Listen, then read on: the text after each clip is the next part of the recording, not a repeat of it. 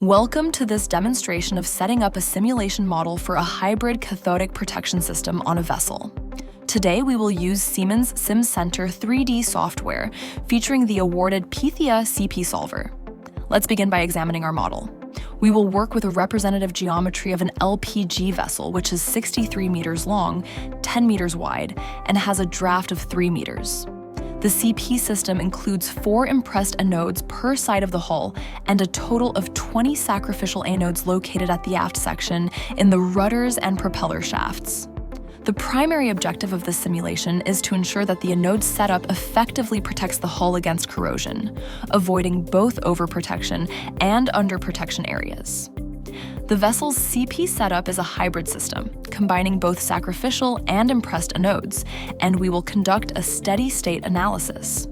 In this demonstration, we will cover all the necessary steps to prepare the simulation model using the boundary element method. First, we will import an STP file to explore the geometry, and then create an idealized part for any required modifications in preparation for analysis. Following that, we will proceed with pre-processing, which includes meshing, defining and assigning the polarization curves, and setting up the simulation. We will solve the model and conclude the demonstration with post-processing, where we will evaluate the results and define several views suitable for technical reports. Let's get started. This is the landing page of NXCAD or SIMCenter3D, both of which share the same graphical user interface. First, I'll select the folder where I'd like to work and store all my files, and set up the name of the model as Demonstration.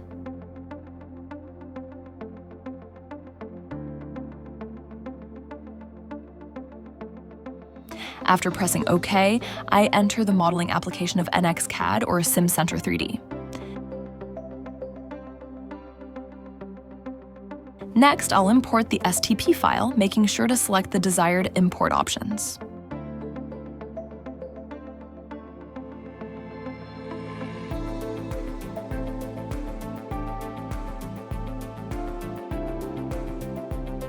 Once the file is imported, I'll fit the view in my window and switch off the datums for a clear view. The geometry consists of an assembly of components. I'll hide the components that are not relevant for this demonstration, keeping only the vessel visible. Now, I'll press the pre-dodged post application to create the idealized part and select the PITHIA-CP solver from the drop-down menu.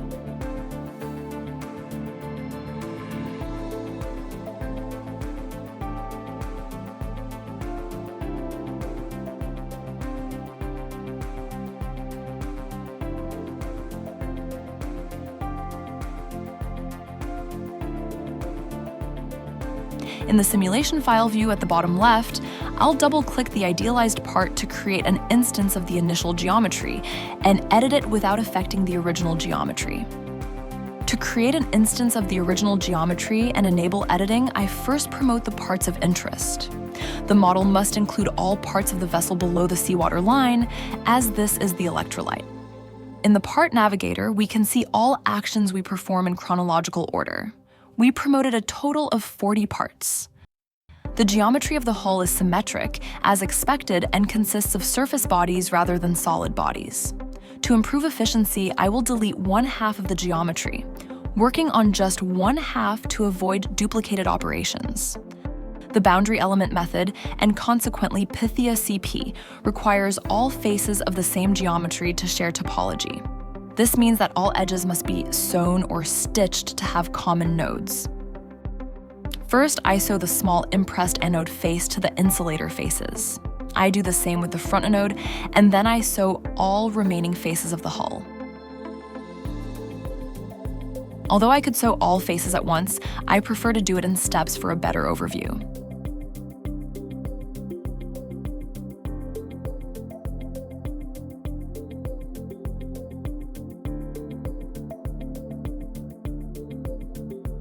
Next, I sew the shaft to the hull. You'll notice that the sewn faces share the same color.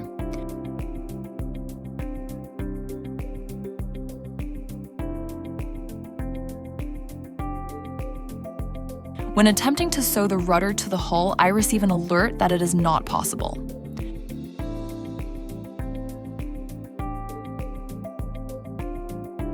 Closer examination reveals that the rudder's axis slightly protrudes from the hull level, causing the edges not to coincide.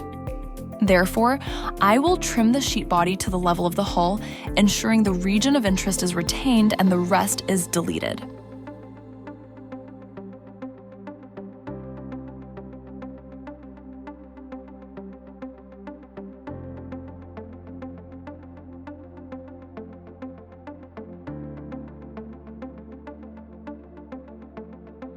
After this adjustment, I reattempt to sew the sheet bodies, and this time it works.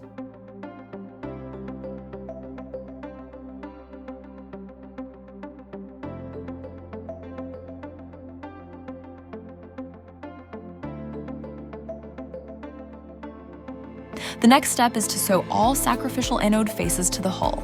By following the same process, this time in a single step, all faces are sewn, indicated by the consistent color.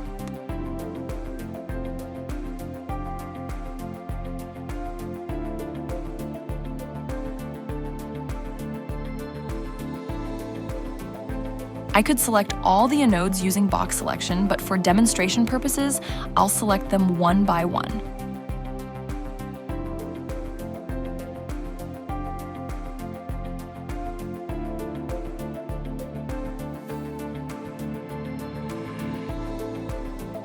Good. The sacrificial anode's surfaces are now sewn to the sheet body. Finally, I turn to the propeller. I notice it has a bulb at the front with a complex geometry. Since this part is not crucial for my analysis, I will delete it to simplify the geometry. Deleting the bulb creates an opening in the propeller shape, which I will address in the next step. But first, let's sew the propeller to the rest of the sheet body.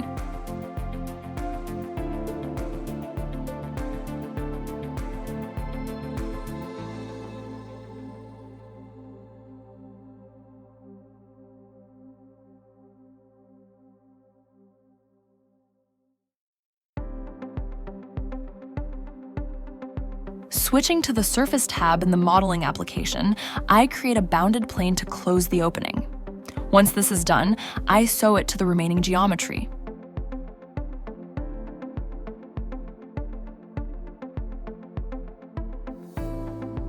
It is essential to close this opening because PITHIA-CP requires all parts within the electrolyte to form a closed boundary.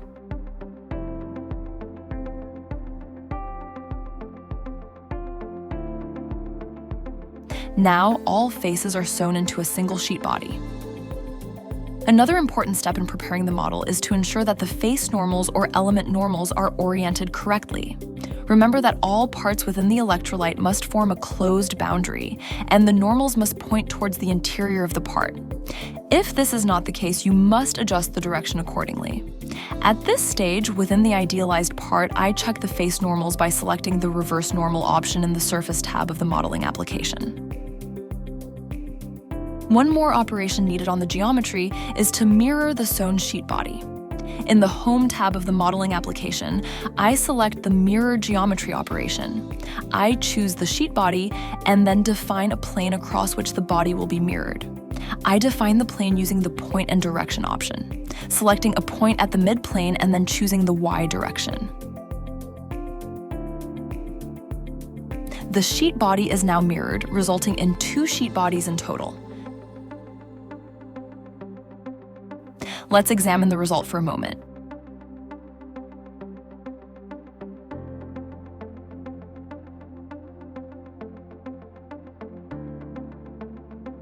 As previously done, we need to sew these 2 sheet bodies together.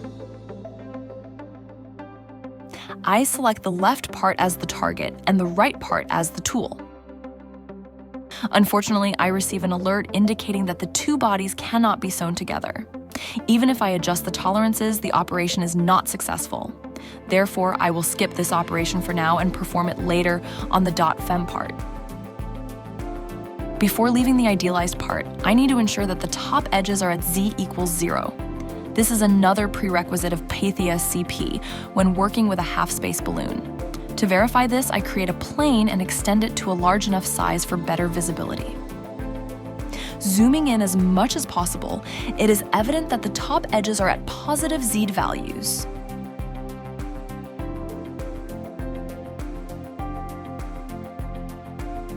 To confirm this, I will measure the coordinates of various points along the top edges.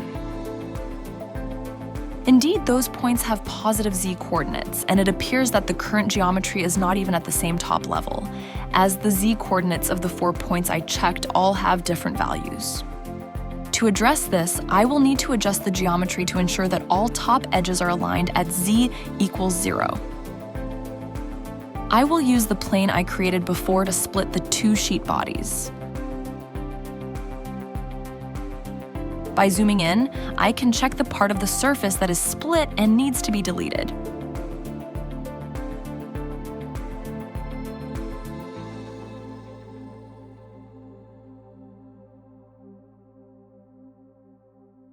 Let's check once again if the Z coordinates of those points are now 0. Yes, now things look good. We are ready to proceed. To be more efficient in preparing the model, we will automate several operations that follow. To achieve this, we will apply the same color to faces with the same utility. By categorizing faces through color coding, we can streamline the process and ensure speed and consistency in how, for example, the mesh is applied to different parts of the geometry. This method not only saves time, but also reduces the potential for errors during meshing.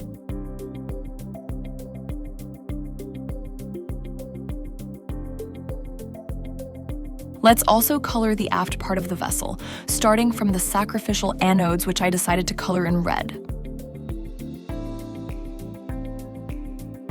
The rudders, which I color in orange.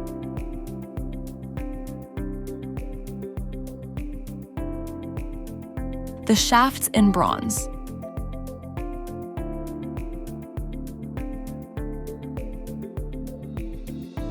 And the propeller in brown. I have now colored all faces of the sheet bodies. This was my last operation in the idealized part, and now I'm ready to move on the FEM part of the analysis.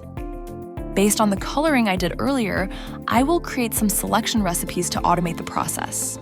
I ensure that these selection recipes are shared with the sim part that will follow. My strategy is to create recipes based on attributes, focusing on filtering polygon faces out of the entire model based on their color. For example, by applying the blue color filter, I will automatically select the impressed anodes and instantly create a selection recipe that includes the 4 faces of them. I repeat this process for all other colors until I have all faces included in various selection recipes. These recipes will be used later in the meshing process, allowing for efficient and consistent mesh generation. By automating the selection process through these recipes, we ensure that the meshing step is streamlined and accurately applied to each relevant part of the model. I would like to highlight that it is not mandatory to go through this entire process of coloring faces and creating selection recipes. However, I am presenting this capability as it can be particularly helpful when working with models that are frequently changed and updated, thus streamlining the workflow. By right-clicking on a selection recipe and selecting the option Select Contents, I can evaluate that the filtered faces per recipe are the correct ones. Indeed, they are all correct. Earlier, I left an operation incomplete, which was the sewing of the 2 sheet bodies. Now I will perform the same operation using a different tool, the Stitch Edge tool from the .fem part. For better visualization and understanding, I will change the display of the model to show stitched edges in cyan color and free edges in deep purple color. I will now perform the stitch operation between the free edges.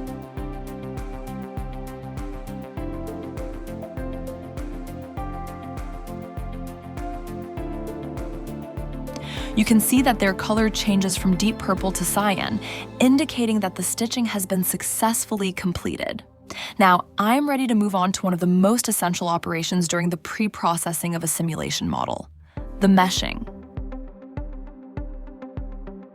I select the content of the selection recipe, and you can already see that in the 2D mesh window, the faces of the selection recipe are highlighted. I rename the mesh collector to impressed anodes, and I choose to use the linear quad element out of the PITHIA-CP element library, with the subdivision method and an element size of 60 mm to create the mesh. I choose to create a 2D mesh collector automatically as well. Let's check the elements we created on the selected faces. Good. Let's also rename the 2D mesh collector. Next, I will mesh the insulator faces, similarly as before. I select the content of the selection recipe, and the faces of the selection recipe are included in the 2D mesh. I rename the mesh collector to insulators, and I choose to use the linear quad element type with the subdivision method, but this time I choose a larger element size of 200 mm to create bigger elements. I choose to create a 2D mesh collector automatically as well. Let's also rename the 2D mesh collector. Perfect. Next, let's switch to a side view, and I now select the content of the sacrificial anodes selection recipe.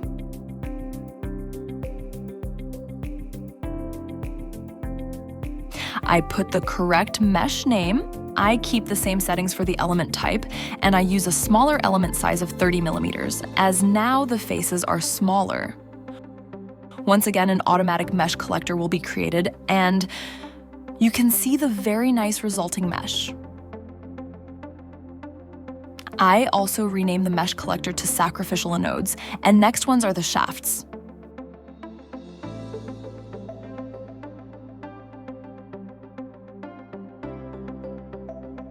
I'll do the same process again. The various faces are pre-selected from the selection recipe. I put the correct mesh name, and once again, I use the PITHIA-CP quad elements and the subdivision meshing method. I choose an element size of 80 mm. You can see how nicely the elements are spread on the surface and how the two different meshes, the sacrificial anodes and the shafts, are connected having common nodes at their interface due to the earlier sewing operation in the idealized part. Next, I mesh the rudders with the same settings and element size.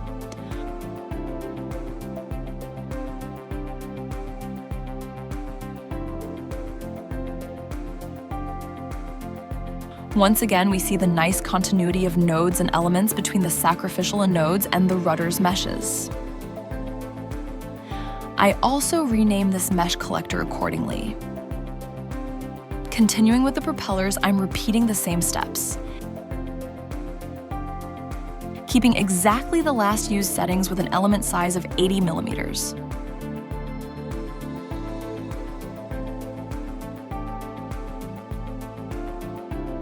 And there you go.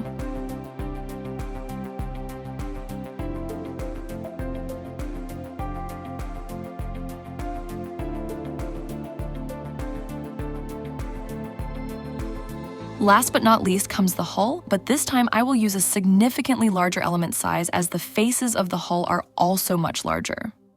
Thus, I'm using an element size of 300 mm. As you can see, I started meshing from the smaller faces to the larger ones. The reason is that all faces are sewn and connected, and this approach ensures that the small faces have a good mesh before moving on to the larger surfaces, where I increase the element size. This chronological order of meshing plays a crucial role in the final result, and if there is an update in the model with the need to update the mesh, SIMCenter3D will follow exactly the same steps in the same chronological order. What remains is the balloon, which sets the boundary of this boundary element model. PITHIA-CP offers two ways to define the balloon, either by meshing the corresponding geometry or by using an analytical balloon approach where the user doesn't have to create any mesh. Today, I will not use the analytical approach, but I would like to showcase an alternative method rather than meshing a corresponding geometry. I will select the option Hemisphere Mass Primitive, with which I will create elements which are not linked to any geometry. It is important to ensure that this hemisphere has a large enough diameter of 1 kilometer and that its coordinate system center is around the middle of the vessel and at z coordinate equal to 0.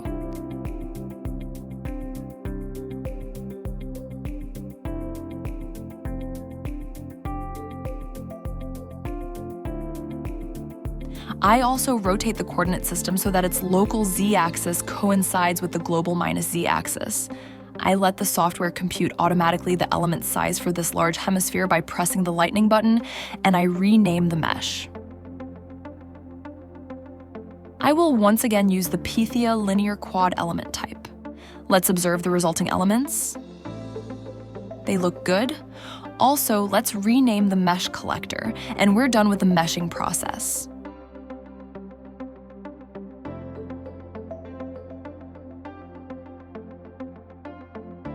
Now let's move on to the next important task, which is the definition of the material properties. For cathodic protection models and electrochemistry, these are known as polarization curves. In the Home tab, by pressing the Material Assignment button, I select the polarization properties where I need to input the data of the polarization curve. In PITHIA-CP, the user has 3 different options to do this. Input the raw data of the polarization curve, use the analytical Butler-Volmer equation, or use the analytical Wagner-Traut equation. For this demonstration, I will use the Wagner-Traut equation. I input the required data along with some information regarding the coating condition and the flow velocity. You can see a red circle beside the name of the polarization curve I defined, indicating that it has not yet been assigned to a mesh collector. I will do this in a few minutes. Next, I define the properties for the balloon. By default, SIMCenter3D requires a material assignment for each mesh collector. In our case, for cathodic protection, the balloon is just a boundary condition and does not require a polarization curve. However, to fulfill the SIMCenter3D requirement, we will use dummy or ghost materials and assign them to the mesh collectors to bypass the requirement. So far, I have defined the cathode properties and the balloon's ghost properties. Now I need to assign them to the corresponding mesh collectors. You can see that I assign the polarization properties of the cathode to the hull, shafts, rudders, and propellers, as all these parts form the cathode in our model.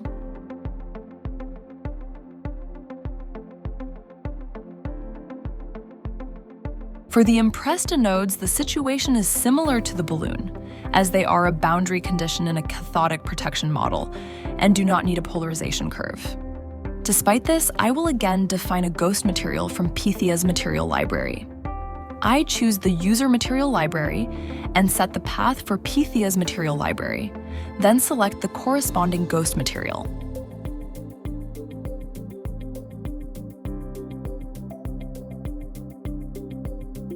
The same applies to the insulators, which also set a boundary condition in our model rather than needing actual polarization data.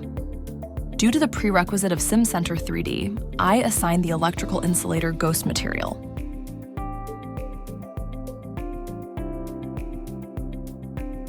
Now you can see a green check mark beside the names, indicating that all materials have been assigned to at least one mesh collector.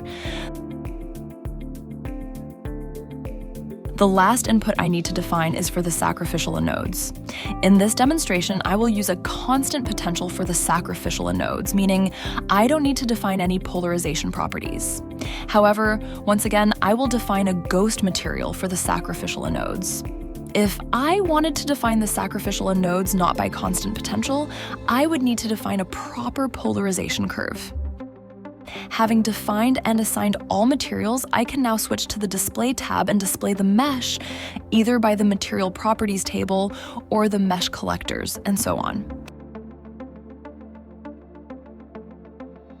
Now, let's switch to the .sim part of the simulation.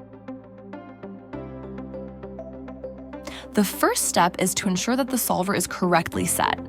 Indeed, the PITHIA-CP solver is selected, and the solution type is set to cathodic protection. Next, let's take a quick look at the simulation navigator tree where we can see the geometry, the 2D mesh collectors, the selection recipes, and other relevant components. I will now start defining the simulation objects to set up the analysis. Once again, I'll rely on the selection recipes I prepared earlier in the .fem part, which will simplify the selection of various faces. Just to demonstrate this capability, I'll define the impressed current anodes not by selecting the underlying faces, but by selecting the elements of the corresponding mesh. I'm prompted to define a galvanic cell where I set the current density to 150 amperes per square meter, adjusting the units accordingly. For the galvanic cell modeling object, I set the fundamental solution to half space at z = 0 and choose the balloon type as discretized geometry, since we previously defined a mesh for the balloon. I also set the electrical conductivity to 4 Siemens per meter. I hit the OK button to close the window.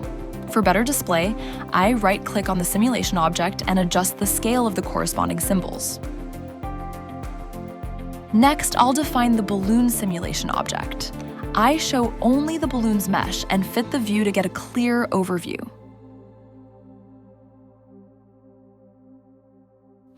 I select the mesh by choosing the appropriate selection filter from the top left menu and assign the previously defined galvanic cell. The scale of the symbols is satisfactory in this case, so no further adjustments are needed. The next simulation object to define is the cathode.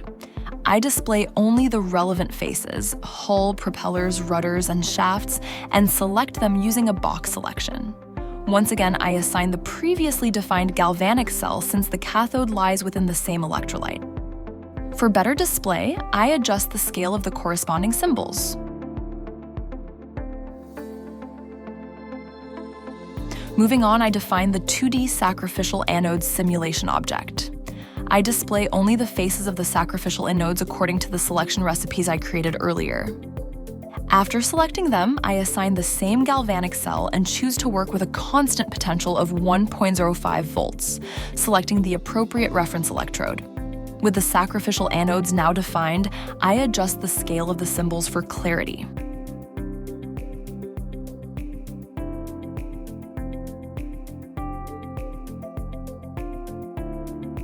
The last simulation object to define is the insulators. I follow a similar process, selecting the corresponding faces and assigning the galvanic cell. Again, I adjust the scale of the symbols for a clearer display.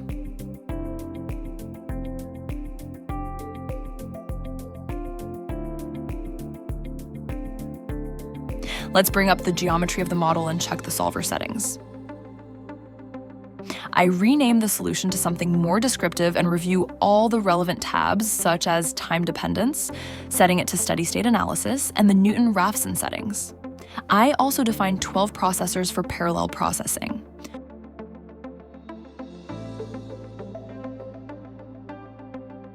With the model fully set up, I want to display it using the various mesh collectors I defined earlier in the .fem part before solving the model.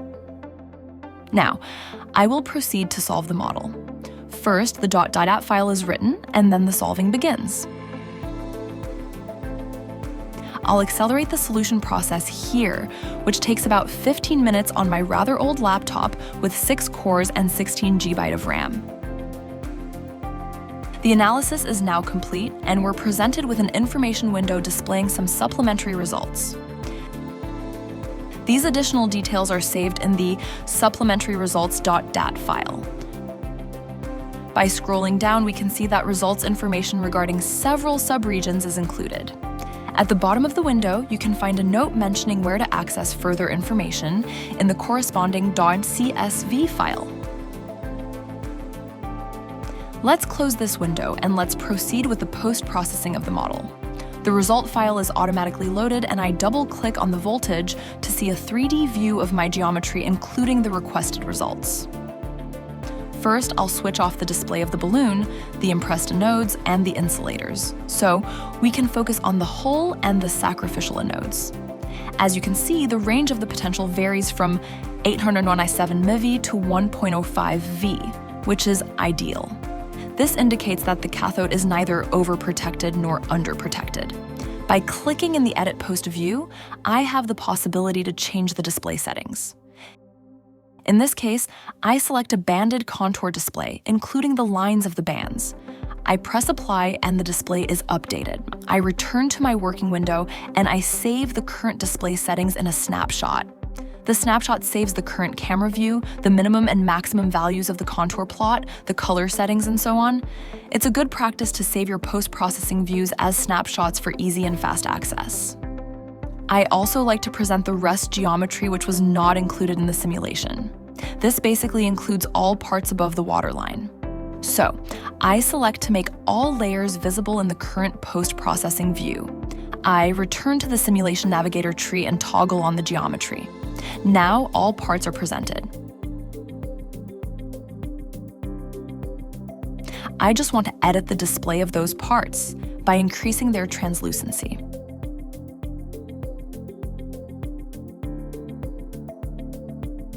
Now, I can see the simulation results clearly while still being able to view the remaining geometry above the waterline. To enhance the display further, I like to add perspective to the view, as it offers a more dynamic visual representation. I'll split the window into two views. In the top section, I want to focus on the aft part of the vessel. I'll then clone this post-processing view with the same results and settings into the bottom section. In the bottom section, I want to focus more on the fore part of the vessel, and thus I adjust my view accordingly. Once I have my views ready, I will replace the snapshot I prepared before with the current post views. The various snapshots are saved within the simulation file, thus no extra files are created. Now that I have this post-processing scenario prepared, it's easy to plot the current density as well. On the top view, I click on the current density result, and from the Edit Post view, I change my units to amperes per square meter. Then I hide the sacrificial anodes, and I get the desired view. I will do exactly the same changes in the bottom post view. Once again, I select the current density result to be plotted, and I hide the sacrificial anodes. This allows me to compare the results from different perspectives. Having done this, I will save a new snapshot, this time including the current density results. I also rename the snapshots for better management.